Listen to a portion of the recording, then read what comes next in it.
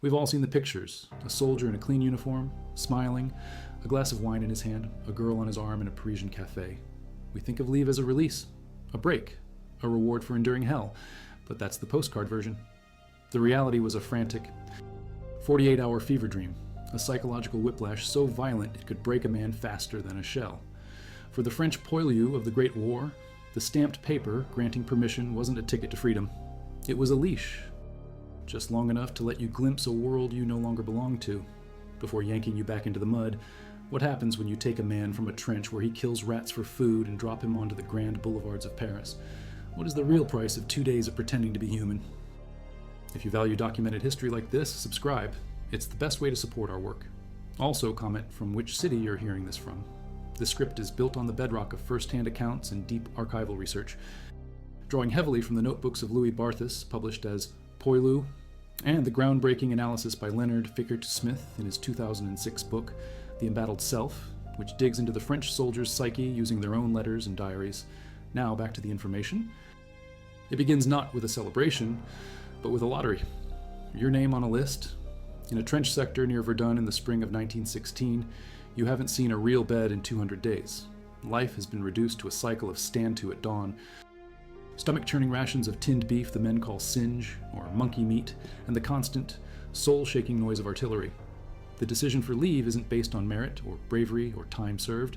It's a cold calculation of morale managed by the company captain and a wary clerk. A valve to release just enough pressure to keep the human engine from exploding. The captain of the 15th Squad, 6th Company, reads 10 names from a smudged piece of paper. The other men in your squad, your escouade, men you've shared everything with, look on with a mixture of hope and bitter jealousy. Yours is the 9th name. A wave of disbelief, then a surge of pure, selfish joy. You're handed a slip of paper, a feuille de permission. It's flimsy, already damp from the trench air, but it's the most valuable object you own. It grants you 7 days total, 5 of which will be spent in transit. That leaves you 48 hours, 2 sunsets, 180,000 seconds of a life that feels like a memory. The journey out begins on foot, but first, the ritual of handover. You give your spare ammunition to your friend Jacques. He takes it without a word, his eyes saying what he can't. Stay safe, you lucky bastard. You pack your meager belongings, mostly letters from home, into your haversack. Then you begin the trudge. There is no triumphant march. You and the 9 others stumble back through the communication trenches, the walls of mud pressing in on either side. The duckboards are slick with slime and something worse. You pass the ration parties coming up, their faces gray with exhaustion. They don't congratulate you. They just stare, their eyes hollow. After 3 miles of this exhausting, mud-sucking walk, you reach a casualty clearing station. Here, you get your first taste of the world behind the lines. A delousing. You strip naked in a drafty wooden shed while your uniform, your second skin, is baked in a steam sterilizer called a chaudron Lefebvre. The heat kills the lice, the fleas, the nits. For a few hours, you stop the incessant, maddening itching. It's a temporary truce. You know the lice will be waiting for you in the seams of the tunic you're given on your return. From there, it's a ride on the Tourdeyard, a narrow-gauge railway with an engine barely more powerful than a farm tractor. You're packed into an open wagon with 60 other men. The train never goes faster than a running man. It jerks and rattles through a landscape of skeletons, the shattered forests of the Argonne, phantom villages like Fleury devant Douaumont, which was captured and recaptured 16 times until nothing remained but pulverized stone mixed with human bone. For miles, you see nothing but shell craters filled with green, stagnant water. This isn't a journey away from the war, it's a tour of its digestive system. The men are quiet at first, stunned by the sheer scale of the destruction they normally only see from their tiny, trench-bound perspective. Then someone pulls out a bottle of Pinard, the cheap, acidic red wine that fuels the French army. A song starts, a dirty ballad about a general and a farmer's daughter. For a moment, the wagon sounds alive, but the singing always fades. The silence that follows is heavier than the noise. You arrive at a major rail hub, a town like Bar-le-Duc, the start of the Sacred Way, to Verdun, or Amiens during the Somme offensive. The platform is a chaotic sea of uniforms, the horizon blue of the infantry, the khaki of British Tommies, the dark blue of colonial tirailleurs from Senegal and Algeria. Wounded men on stretchers are lined up waiting for a hospital train. Military police, the gendarmes, with their distinctive kepis and rifles, patrol constantly, checking papers, looking for deserters. The air smells of coal smoke, disinfectant, sweat, and cheap food from the Red Cross canteens. Here you wait for the real train, the train de permissionaires. You wait for hours, maybe a full day. You sleep on the concrete platform, using your pack as a pillow. There are no timetables. The trains run when the army says they run. Troop movements and munitions trains always have priority. You are cargo, low-grade cargo. You watch other men scrawl messages on the station walls. Jean-Paul was here, 112th Infantry, on his way to see Marie. It's a desperate attempt to prove you existed, just for a moment, in this purgatory between the front and the world. The train that finally arrives is not a passenger train. It's a long line of boxcars. The side is stenciled with the words, Homme 40, Chevaux 8. 40 men, 8 horses. They pack 50, 60, 70 of you inside. There are no seats. You sit on the floor, on your pack, shoulder to shoulder, knee to knee. The doors slide shut, darkness. The only light comes from the cracks in the wooden planks and the occasional glowing end of a cigarette. The journey to Paris, which should take 4 hours in peacetime, will take 20. The train stops for hours on end in the middle of nowhere, shunted to a siding to let a train full of new recruits or heavy guns pass on its way to the front. You hear the young voices of the new men, the bleus, singing patriotic songs, and you feel 1,000 years old. Inside the boxcar, the air becomes thick, unbreathable. The smell of sweat, stale wine, cigarette smoke, and urine from a bucket in the corner. In one corner, a man vomits from the cheap alcohol. In another, a boy of 19 sobs quietly for his mother. You don't know his name. You don't ask. You just pass him a piece of your sausage. Men start gambling. A frantic game of dice on a swaying floor. Anything to pass the time. Anything to not think about where you're going back to. You finally pull into the Gare de l'Est in Paris. The date is October 12th, 1916. The clock on the station platform reads 6 in the morning. Your body is stiff. Your head aches. Your uniform stinks. As you step onto the platform, the change is a physical blow. The station is clean. There are civilians, women in fashionable dresses with cinched waists, men in suits and bowler hats carrying briefcases. They move with a purpose you've forgotten. They talk about business, about the theater, about dinner. You hear fragments of conversations that make no sense. A world where people worry about the price of butter. You feel like a ghost, a dirty, foul-smelling ghost. The civilians see you. They see the mud caked on your greatcoat, the 1,000-yard stare. Some nod, a flicker of sympathy. Others look away quickly, embarrassed or annoyed. You are a dirty reminder of something they want to forget. You are the price of their butter. Volunteer women from the Accueil du Soldat offer you a bowl of thin soup and a piece of bread. It's the first kindness you've received from a stranger in a year. It almost makes you cry.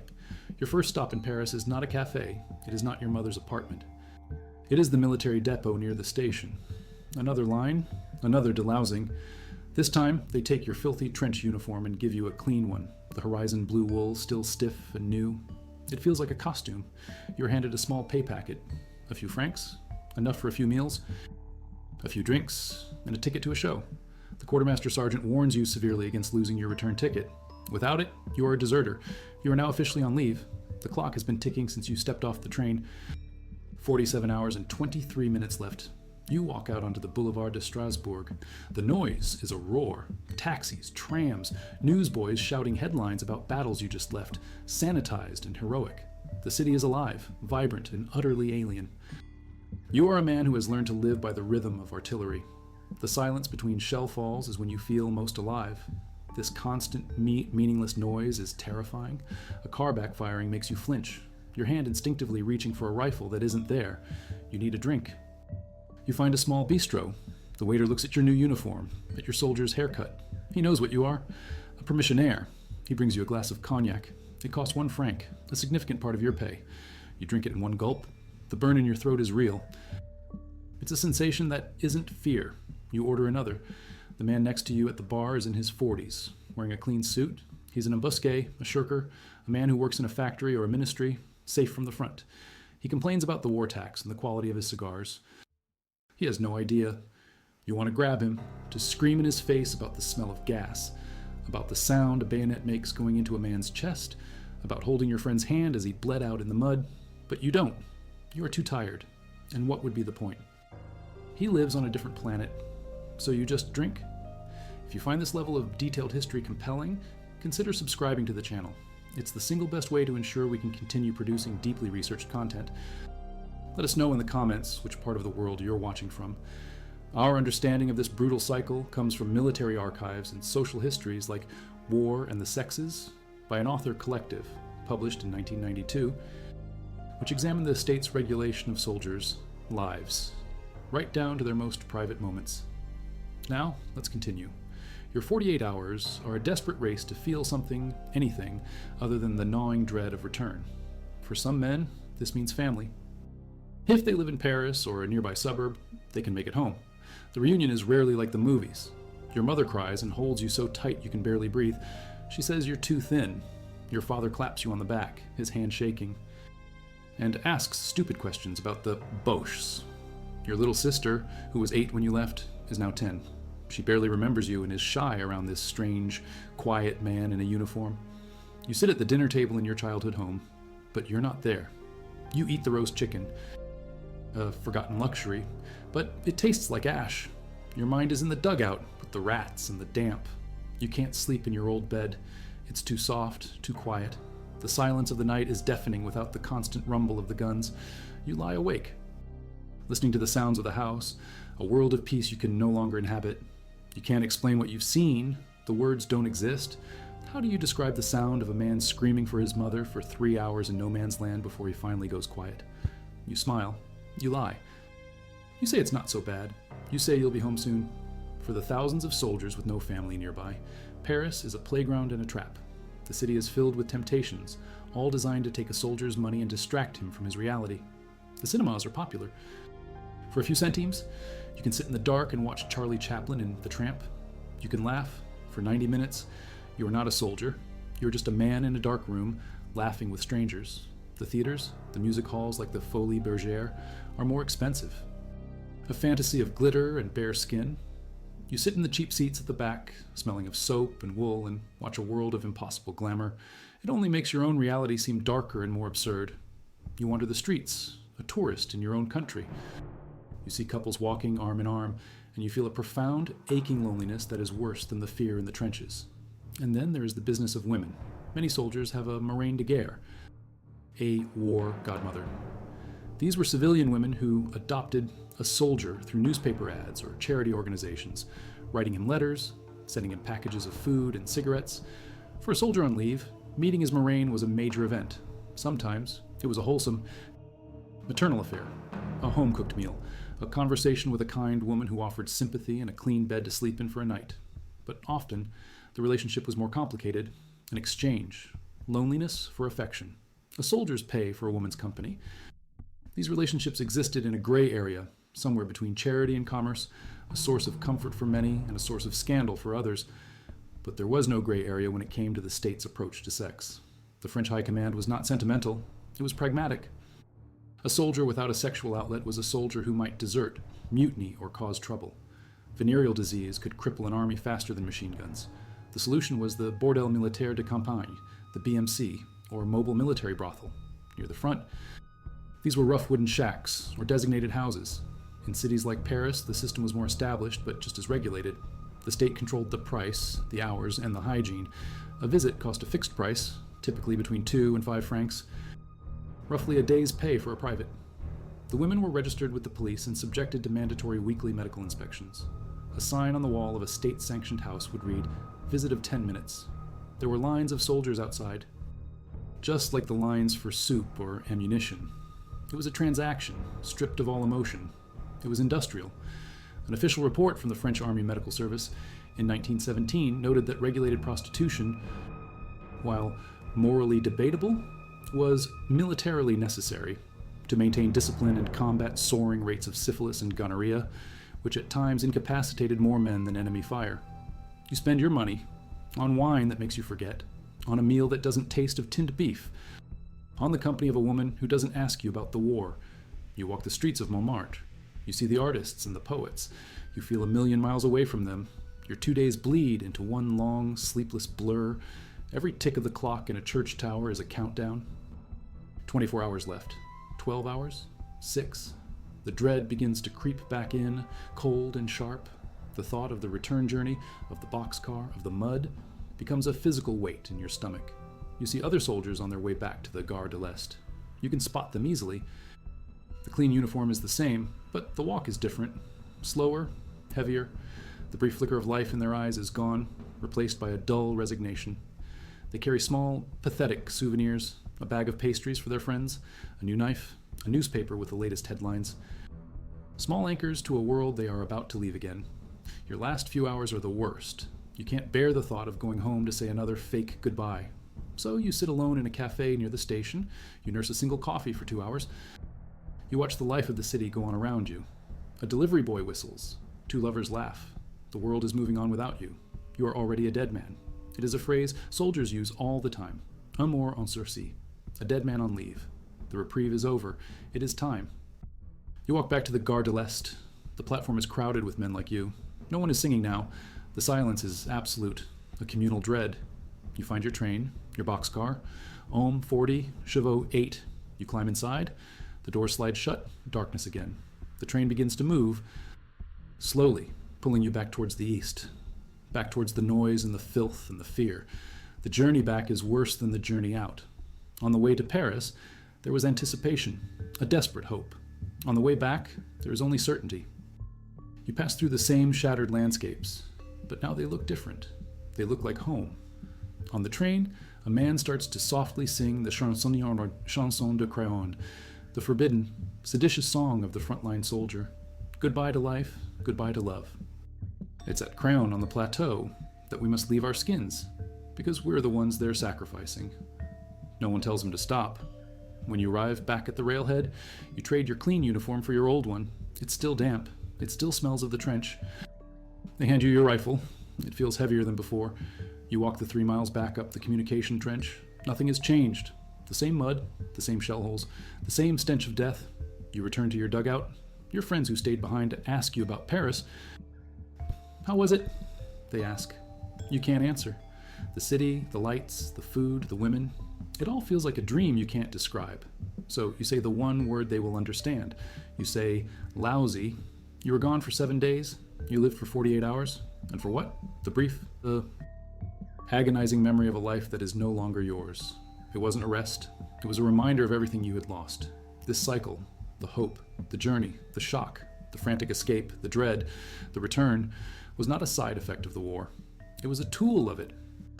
The High Command knew that a man with nothing to lose is a dangerous man. A man who has just tasted a normal life, who has a wife's kiss still fresh on his lips, is a man who will fight to get back to it. The permission system was a psychological leash, designed to keep the army tethered to the society it was defending. But the leash choked as many men as it controlled. The greatest proof of this lies not in the happy photographs, but in the cold, hard numbers of military justice. In the spring of 1917, after the catastrophic Nivelle offensive, where hundreds of thousands of French soldiers were slaughtered for a few meaningless yards of ground, the French army began to break. It started in one regiment, then spread like a virus. Ultimately, nearly half the divisions on the Western Front were affected. Tens of thousands of men refused to go back to the front. These were not cowards. These were veterans of Verdun and the Somme, men who had been pushed past their limit. And what was their central demand? Written on scraps of paper and passed from man to man, it wasn't more pay. It wasn't better food. It was a reform of the leave system. They wanted reliable, predictable leave, as the British soldiers had. They wanted to be treated like human beings, not cogs in a machine to be periodically cleaned and returned to the grinder. The army, under the new command of General Pétain, responded with a mix of concession and brutal repression. Mass arrests, 3,427 men condemned by courts-martial, 554 sentenced to death. 49 were officially executed. The generals called it mutiny. The soldiers called it despair. They weren't refusing to fight for France. They were refusing to participate in a system that systematically stripped them of their humanity. And the 48-hour leave was the most intimate, cruel part of that process. The war didn't just kill men in the trenches. It hollowed them out in the clean streets of Paris, one frantic 48-hour leave at a time. The real wound wasn't the shrapnel. It was the memory of a warm bed,